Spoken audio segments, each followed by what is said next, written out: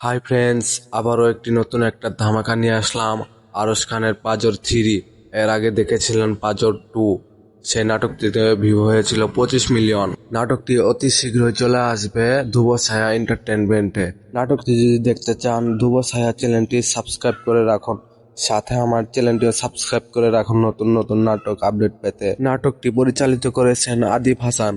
আদিব হাসানের নাটক কে কে দেখেন তা কমেন্টে জানান। নাটকটিতে অভিনয় করেছে আরশ খান, সুমনা, ইয়াসমিন, সাইমা।